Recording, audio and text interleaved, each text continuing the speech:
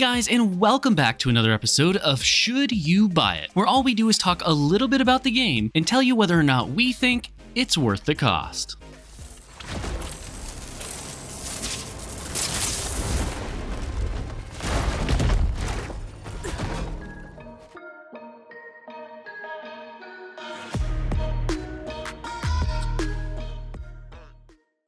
In this episode, we'll be playing Nightingale, the first-person survival steampunk fantasy game where you and your friends will travel through portals into the Fey realms. Now, before we get any further, I want to make sure to give a quick shout out to Inflection Games for sponsoring this video. If you want to check out Nightingale for yourself, you can do so by clicking the link down in the description. I do also want to mention to all of the people viewing this video that this does not affect our review in the game whatsoever. With all that being said, the first question that we always cover in these games is what stage of development is the game in?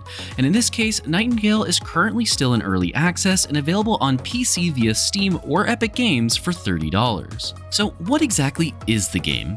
Well, Nightingale is first and foremost a survival game. It has all the survival elements you might expect to show up in any other survival game, but it also adds some unique features to change up the gameplay loop, as well as some interesting choices in its overall direction. Let's start out by talking about some of the unique features that Nightingale offers, as it's what most of you are probably interested in. First off, the crafting system, as it plays an incredibly important role in the gameplay. Nightingale's crafting system is on the surface very similar to crafting in other survival games. In other words, you will need to do things like gather wood, stone, and fiber in order to craft basically everything that exists, and you will need a certain amount of those things to make new items like crafting tables, tools, and weapons. Where the crafting system differs is when it comes to the different types, tiers, and rarities of each of the ingredients involved in creating an item. This system can be a bit confusing, so just bear with me for a moment while I try to explain it. Let's say you want to craft a tool of some kind. You could craft that with some crude basic fiber, crude basic wood, and crude basic stone, which would result in the most basic version of that tool with no special modifiers. Or you could craft it with desert fiber, desert wood, and forest stone to give it some extra stats in things like critical strike rate or durability. Then you could also craft that same tool with tier 2 desert wood, tier 1 stone, and tier 2 swamp fiber. The higher tiers and rarities of the ingredients used will then create a higher level tool. That higher level tool can then be enchanted with essence, which is a currency that's dropped off just about everything in the game or is found at points of interest, and then this will result in an upgraded higher level tool that could be a level of say 45 rather than only a 10. This all happens because you use those higher level ingredients, upgraded the tool with essence, and you use those items that you found in a specific area to give it a higher stat value in different categories. Now, if all of that's a bit confusing, let me just put it simply for you. There are dozens of rarities, types, and levels of every crafting resource within the game, and when you craft something with a different combination of those items, you will get either a higher or lower level tool based on the items and ingredients that you used. Now, as far as unlocking new recipes for those different items that you'll be making, you'll have to explore through different portals on different difficulty levels to unlock all the different ones available to you. You can also buy recipes from special essence traders who can be found in different portals in different zones in different difficulties. Speaking of the portal system, let's go ahead and talk about how it works. What you can do is craft different cards throughout the game, which create realms of different difficulties and different biomes. As you unlock higher tier cards throughout the game's main storyline, the world that the portal will open to will have increasingly difficult enemies as well as higher tier resources. There are also minor cards which can be used to change things like gravity, the day and night cycle, enemy difficulties, loot, and much more within the world that you are in. Now, lastly, I want to touch on what to expect from the story and the endgame content. I don't want to spoil the plot or anything like that, but let's just say it isn't all that exciting, as it boils down to you trying to reach a city by going to different realms. As far as the endgame goes, you'll supposedly be able to go to an increasingly difficult dungeons and realms with party members that you can find at the endgame city hub. The reason I say supposedly is because unfortunately I did not reach that point in the game. The game simply just has an insane amount of crafting in it, and it takes a lot of grinding and time to reach that point. Alrighty, now let's go ahead and move on over to the pros and cons section of the video. First up for the pros is that the game is hosted by the developers on their own servers, and you won't have to have friends on in order to play in the same world. This is great, as I'm sure many co-op survival game players know, it sucks not being able to play when the host is just not available to get online. Next is that the game is incredibly in-depth with its customization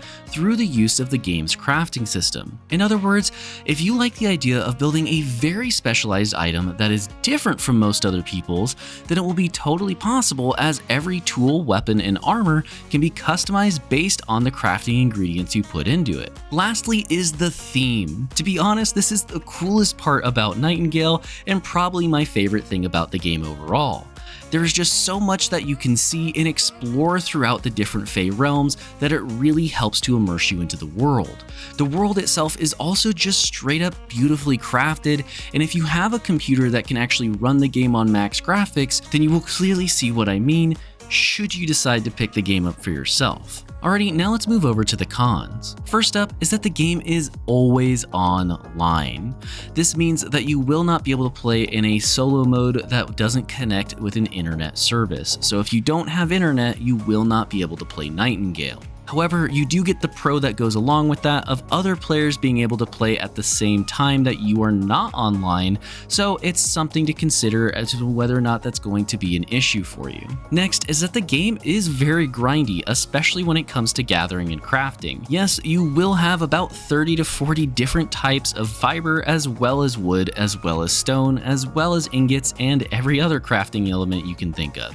This is just something you're going to have to learn to deal with, and if you like the in-depth crafting system and you don't mind having to go out and grind a different specific resource you want from the specific place of the specific tier, then it's something you might enjoy. Personally, I found it to be a little bit tedious with just how many different types there were, but to each their own. And finally for the cons is that crafting can just be a little bit confusing. I actually kind of like the crafting system, at least with its core concept. What I don't like is that it can be extremely confusing for players that are not already very familiar with crafting in survival games. If I'm being completely honest, if you've never played a survival game where you've had to craft things outside of Minecraft, then this game would throw you for a loop, as its depth with crafting can be very overwhelming. So now it's time for the rating for the game, and when we rate games, we want to get 1 hour of enjoyment out of every $1 that the game costs. So for this game in particular, in Nightingale, we would want to get 30 hours of enjoyment out of the $30 cost of the game. And after playing this game, we give it 6 out of 10 potatoes. Nightingale is definitely a game with an amazing concept.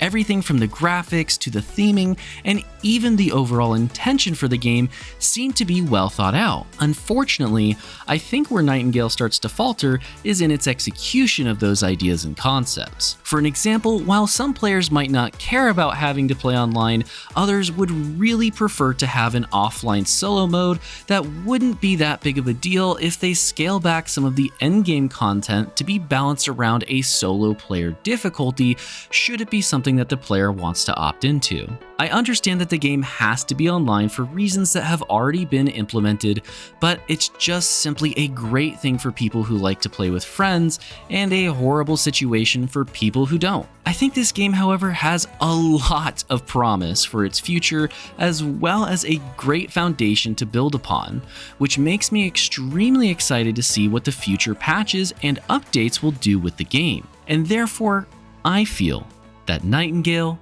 is probably worth the cost. Before you guys go, I do want to give you a quick thank you for watching the video. Like it if you liked it, dislike if you didn't, and share if you've got some friends that might be interested. Either way, I want to give a big shout out to our Platinum and Above channel members, which currently include Jonathan S. and AZ Blackbird. Thank you all so much for watching once again. I'm Game Advisor, and I'll see you in the next one.